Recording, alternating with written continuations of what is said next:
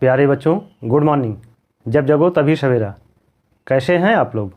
उम्मीद करता हूँ स्वस्थ होंगे, मस्त होंगे और तल्लीनतापूर्वक पढ़ाई में लगे हुए होंगे। हम लोगों ने अभी chapter 3 pairs of linear equation in 2 variables, 2 चरों वाले रैखिक समीकरण युग्म कंप्लीट किया। इसके बाद आज हम लोग इसी चैप्टर 3 पर ही most important and repeating question करने जा रहे हैं, जिनसे कि बोर्ड एग्ज़ाम में बार बार क्वेश्चन पूछे जा रहे हैं। हर 2-3 साल के अंतर पर क्वेश्चन जो पूछे जा रहे हैं या फिर जिनके पूछे जाने की संभावनाएं अधिक हैं, ऐसे क्वेश्चंस को हम लोग अटेंड करने जा रहे हैं। प्यारे बच्चों, सभी का यह उद्देश्य होता है कि हम एग्ज़ाम में सबसे ज़्यादा से ज़्यादा मार्क्स पाएँ, लेकिन क्या इसके लिए आप सभी क्वेश्चन याद कर सकते हैं? क्या सभी क्वेश्चन लगाने के बावजूद भी आप एग्ज़ाम में सारे क्वेश्चन कर सकते हैं? यह मौलिक प्रश्न है, लेकिन फिर भी हमारा उद्देश्य यही होता है कि हम पूरे के पूरे पेपर करके आएँ। इसलिए मैथ सब्जेक्ट में यह नितांत आवश्यक है कि आप सभी लोग क्वेश्चंस के बजाय क्वेश्चंस के ट्रेंड को समझें, क्योंकि वेरिएबल्स और नॉन वेरिएबल्स डिजिट जो हैं ये तो चेंज हो सकती हैं, लेकिन जो क्वेश्चन का ट्रेंड है वो हमेशा फिक्स रहता है। और ऐसे क्वेश्चंस जो बार बार पूछे जा रहे हैं या जिन पे पूछे जाने की संभावनाएं अधिक है, ऐसे क्वेश्चंस को आइए हम लोग अटेंड करते हैं। हालांकि मैं लास्ट में अभी हम लोगों ने एक्सरसाइज में जो भी क्वेश्चन करे उनमें कौन कौन से क्वेश्चन इंपॉर्टेंट हैं जिनको हमें रिवाइज करना ज़रूरी होएगा, उनका मैं जिक्र करूँगा। बच्चों, एक्सरसाइज में हम लोगों ने pairs of linear equation in 2 variables के अंतर्गत 2 वेरिएबल्स के 2 इक्वेशन के माध्यम से सॉल्व करने के तरीके को सीखा, जिसके अंतर्गत हम लोगों ने ग्राफिकल मेथड यानी ग्राफीय विधि, फिर अलजेब्रिक मेथड यानी बीजगणितीय विधि के अंतर्गत हम लोगों ने सब्स्टिट्यूशन मेथड यानी प्रतिस्थापन विधि, एलिमिनेशन मेथड यानी विलोपन विधि, और इसके बाद फिर क्रॉस मल्टीप्लिकेशन मेथड यानी वज्र गुणन विधि। इन विधियों के माध्यम से हम लोगों ने दिए हुए किन्हीं 2 लीनियर इक्वेशन को सॉल्व करने का तरीका सीखा। लेकिन एग्ज़ाम में मोस्ट प्रोबेबल जो क्वेश्चन बनते हैं 3-4 नंबर या 4 से 6 नंबर के बीच में, वो पहले तो ए से रिलेटेड जो भी क्वेश्चन है उस पर, या इसके बाद टाइम स्पीड एंड वर्क पे, या अपवर्ड स्ट्रीम डाउनवर्ड स्ट्रीम पे, या कमोडिटी एंड हिज प्राइस पे। तो जिसमें सबसे ज़्यादा इंपॉर्टेंट एज पर रिलेटेड जो भी क्वेश्चन हैं वो हैं, इन्हें ज़रूर से ज़रूर पूछा जाता है। इसलिए आइए हम लोग सबसे पहले एज पर ही एक स्पेशल क्वेश्चन देखते हैं। क्वेश्चन नंबर 1 में दिया जा रहा है, if twice the son's age in year is added to the father's age the sum is 70, but if twice the father's age is added to the son's age the sum is 95, find the age of father and son. यदि पुत्र की दुगनी उम्र पिता की उम्र में जोड़ दी जाए तो योग 70 हो जाती है, किंतु यदि पिता की दुगनी उम्र पुत्र में जोड़ दी जाए तो योग 95 हो जाती है। पिता और पुत्र की उम्र ज्ञात कीजिए। तो इसमें सबसे पहले क्या पूछा जा रहा है? पूछा जा रहा है फादर्स और सन्स की एज। तो इसके लिए सबसे पहले हम लोग एज्यूम करेंगे, लेट, इसके बाद जो क्वेश्चन में हमें कंडीशन दी जाती है, अकॉर्डिंग टू द क्वेश्चन क्या है, ट्वाइस द सन्स एज, यानी सन क्या है, वाई है, और इसके एज को डबल किया गया 2 टाइम्स यानी 2y, तो father's age x, it means x + 2y = 70, चूँकि दोनों का सम क्या है 70 ईयर। तो ये इक्वेशन फर्स्ट हो गया। ऐसे ही सेकंड कंडीशन जो दी जा रही है उसके अनुसार इक्वेशन बनाते हैं। तो उसमें दिया जा रहा है कि ट्वाइस ऑफ फादर्स एज, यानी फादर्स की एज को 2 टाइम्स किया गया, यानी 2x + सन्स एज y = 95। तो ये इक्वेशन सेकंड हो गया। तो जो इसके पहले हम लोगों ने सीखा कि इन दोनों इक्वेशंस में किसी भी एक वेरिएबल x या y को इक्वल करने के लिए हम लोग क्या करेंगे, मान लीजिए अगर y को इक्वल करना है तो इक्वेशन सेकंड में जो है 2 से मल्टीप्लाई करेंगे, तब ये 2y इक्वल होगा। और अगर वेरिएबल x को इक्वल करना है तो इक्वेशन 1 में 2 से मल्टीप्लाई करेंगे। तो मल्टीप्लाइंग इक्वेशन 1 बाई 2, तो यानी इक्वेशन 1 को 2 से अगर हम मल्टीप्लाई करेंगे तो 2x, 2 into x equal to 2x and 2 2 जा 4y इज इक्वल टू 72 जा 140। ये हो गया equation 3। Subtracting equation 3 from equation 2, तो 3 इक्वेशन क्या है, 2x plus 4y equal to 140 and second equation क्या है, 2x plus y equal to 95। तो प्लस का माइनस किया, प्लस का माइनस किया, प्लस का माइनस किया, और उसके बाद देखिए ये 2x प्लस माइनस हो गया तो ये कट जाएगा, और 4y minus y equal to 3y, 140 minus 95 equal to 45, then y equal to 45/3 equal to 15। तो y की वैल्यू क्या आ गई, 15। तो y की इस वैल्यू को इक्वेशन 1 में पुट करते हैं, putting y equal to 15 in equation 1। Equation 1 क्या है, x plus 2y equal to 70, तो x प्लस 2y के स्थान पर 15 रख दिया equal to 70, x equal to 70 minus 30 x equal to 40। तो x की वैल्यू क्या आ गई, 40। x क्या है, father's age, so father's age equal to 40 year and son's age 15 years, जो y की वैल्यू आई। तो इसे इस तरीके से हम लोग सॉल्व कर सकते हैं, एकदम सीधा और सिंपल है। इसमें खास बात क्या है वो डिनोट करिए। देखिए इक्वेशन फर्स्ट एंड सेकंड जो दिया जा रहा है, ठीक ना, इसमें जो फर्स्ट का इक्वेशन फर्स्ट के x का जो कॉफिशिएंट है वही कॉफिशिएंट इक्वेशन सेकंड के y वेरिएबल्स का है, और ऐसे ही इक्वेशन फर्स्ट के y वेरिएबल्स का जो कॉफिशिएंट 2 है वही 2 इक्वेशन 2 के x वेरिएबल्स का है। अगर यहाँ पर ये डिजिट 2x या 2y के रूप में ना होती और बड़ी होती तो यह फिर इस तरीके से नहीं सॉल्व हो सकती थी। कैसे सॉल्व होती, जनरली उसे हम लोग, ये किस फॉर्म में दिया गया है, ये दिया गया है ax plus by equal to c, और दूसरा bx plus ay equal to d। अगर इक्वेशन इस फॉर्म में दिए गए हैं, माने ये जो कॉफिशिएंट a और b दिए गए हैं वेरिएबल्स x और y के, वो थोड़ा बड़े होते तो उन्हें हम लोग कैसे सॉल्व करते, इन दोनों इक्वेशंस को पहले ऐड करते, ठीक ना, दोनों इक्वेशंस को ऐड करते, फर्स्ट और सेकंड इक्वेशन को ऐड करते, तो ये आ जाता x plus y equal to a, और सेकंड टाइम फिर इसको सब्ट्रैक्ट करते, और अगर इसे सब्ट्रैक्ट करते x minus y equal to b, ठीक ना। इस तरीके से फिर इक्वेशन 3 और 4 हमें मिल जाता है। फिर इस 3 और 4 को हम लोग एडिशन या सब्सट्रैक्शन के माध्यम से सॉल्व कर लेते हैं। तो यह कंडीशन तब की है जब यह स्पेशल केस किसी बड़े कॉफिशिएंट के साथ दिया गया हो। अब आइए देखते हैं इसी के बाद question number 2।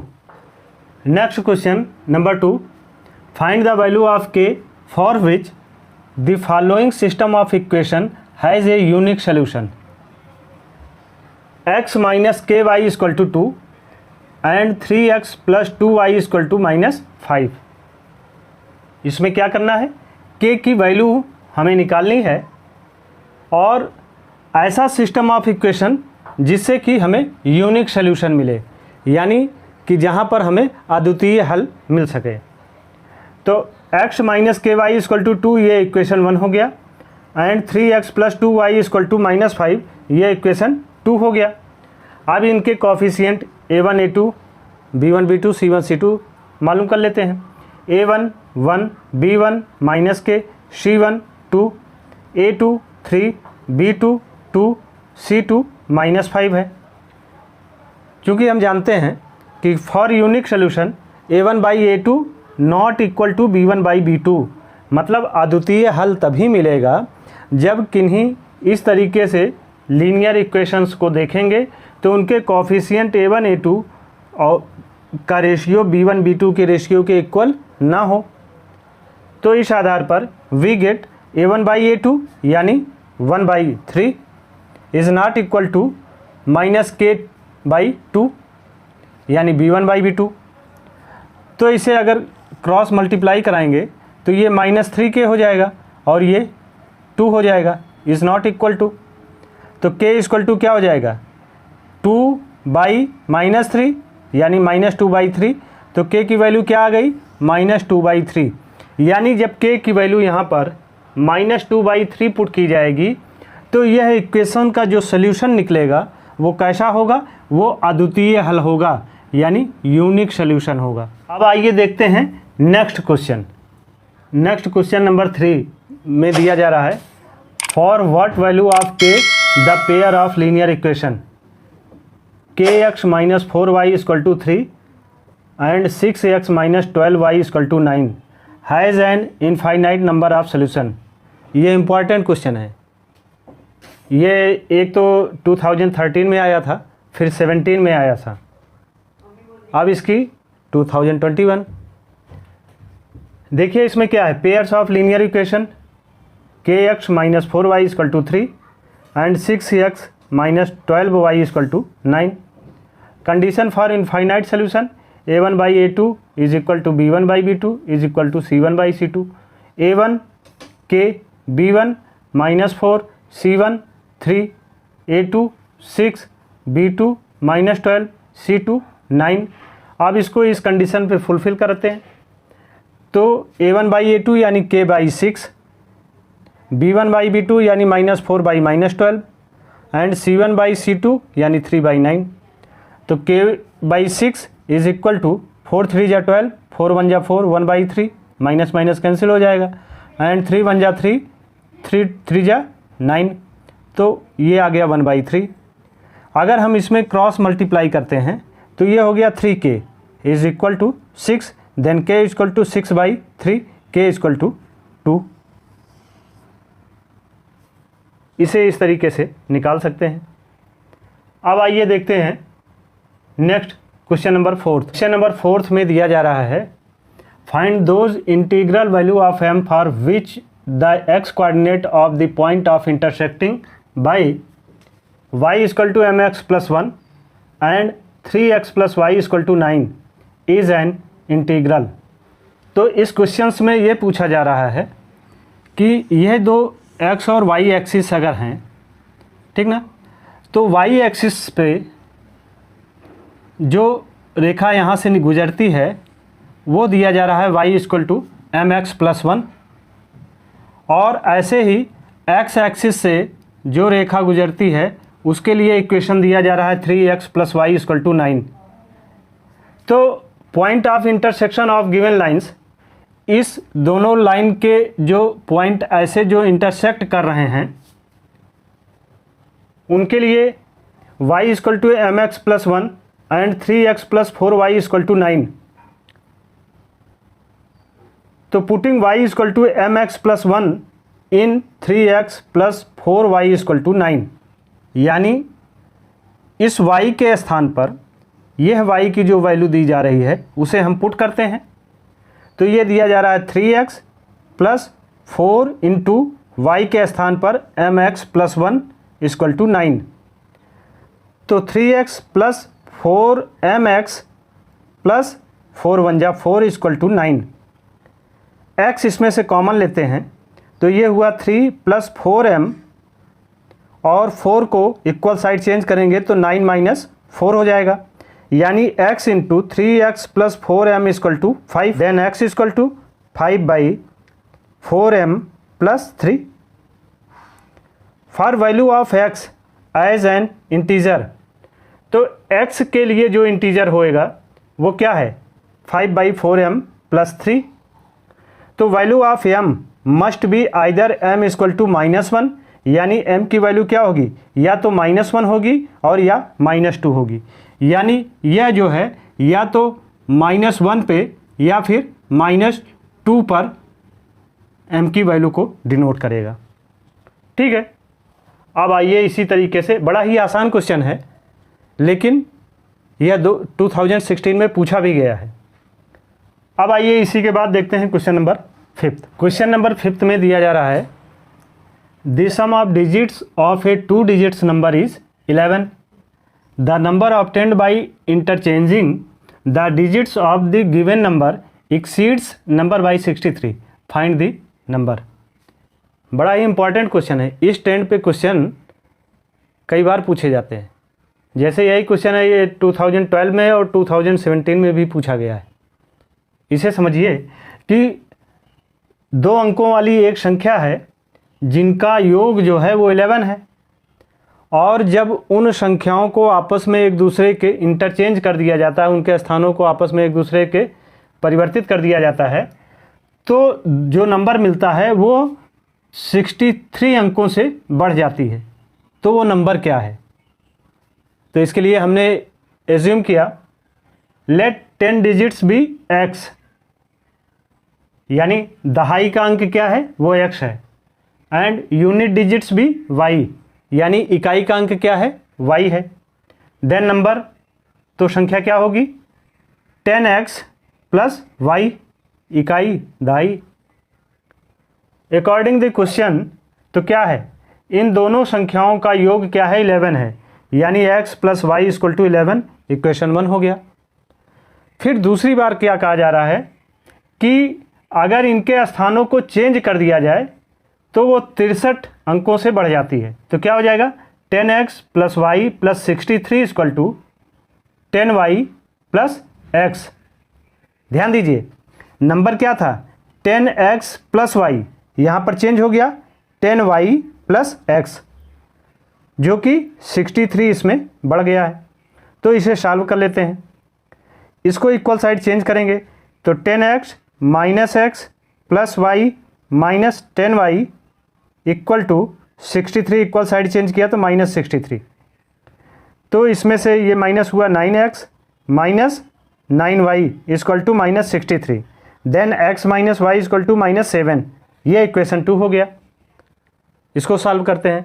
Adding equation 1 and equation 2, समीकरण 1 और 2 को जोड़ने पर x plus y equal to 11 पहला इक्वेशन, और दूसरा x minus y equal to minus 7। तो इसमें देखिए प्लस वाई माइनस वाई ये कट जाएगा, और x 2x equal to 11 minus 7 equal to 4, x equal to 4/2 equal to 2, यानी x की वैल्यू क्या आ गई?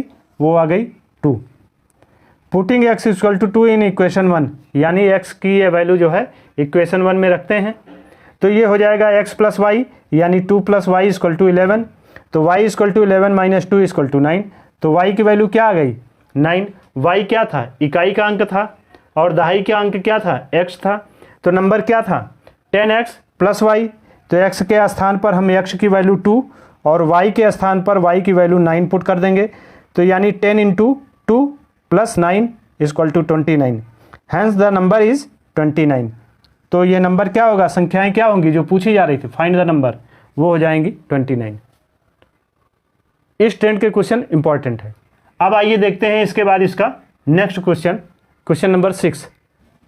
क्वेश्चन नंबर 6 में दिया जा रहा है, in given figure ABCD is a rectangle, find the value of x and y। तो ये फिगर दे रहे हैं, ठीक। इसमें यह जो दिया जा रहा है वो x प्लस वाई, ये x माइनस वाई, इधर ये 14 सेंटीमीटर और ये 30 सेंटीमीटर। तो लेंथ क्या है? x प्लस वाई, यानी x plus y equal to 30, equation 1 हो गया। ब्रेथ यानी चौड़ाई क्या होगी? x minus y equal to 14 centimetre, ये इक्वेशन 2 हो गया। Adding equation 1 and 2, x plus y equal to 30 and x minus y equal to 14। तो ये प्लस वाई और माइनस वाई कट जाएगा। 2x equal to 44, x equal to 44/2 equal to 22 centimetre. Putting x equal to 22 in equation 1। तो 1 क्या है? x plus y equal to 30, यानी 22 plus y equal to 30, y equal to 30 minus 22, y equal to 8 centimetre. तो यानी length क्या होगी? Hence the length of rectangle is 22 centimetre and the breadth यानी चौड़ाई क्या होगी? The breadth of the rectangle is 8 centimetre. Question number 7 में दिया जा रहा है, और ये इंपॉर्टेंट क्वेश्चन है, ये 2 बार एग्जाम में आ चुका है। Find whether the lines representing the following pairs of linear equations intersect at a point are parallel or coincident, मतलब समांतर हैं या समपाती हैं। इक्वेशन दे रहा है 3/2x plus 5/3y equal to 7 and 3/2x plus 2/3y equal to 6। तो a1 equal to 3/2, b1 equal to 5/3, c1 equal to 7, a2 equal to 3/2, b2 equal to 2/3, c2 equal to 6। अब इनके कोफिशिएंट्स के जब ratios को compare किया जाता है तो क्या हुआ, a1/a2 यानी 3/2/3/2 इज इक्वल टू b1/b2 यानी 5/3/2/3 इज इक्वल टू 7/6। आप देखिए a1/a2 क्या है, वो इसके इक्वल नहीं है यानी b1/b2 के इक्वल नहीं है, और यह c1/c2 के इक्वल नहीं है। और अगर इस कंडीशन में ये तीनों इक्वल नहीं हैं तो दीज आर पैरेलल लाइन। क्या हो जाएगा,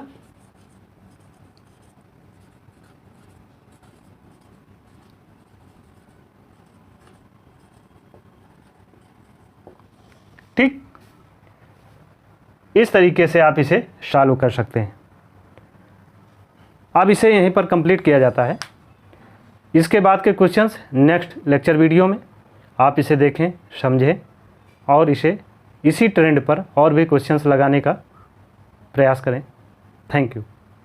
सब्सक्राइब करें हमारे YouTube चैनल संतोष स्मार्ट क्लासेस को, बेल आइकन क्लिक करें और वीडियो को लाइक करना मत भूलिए। Thank you.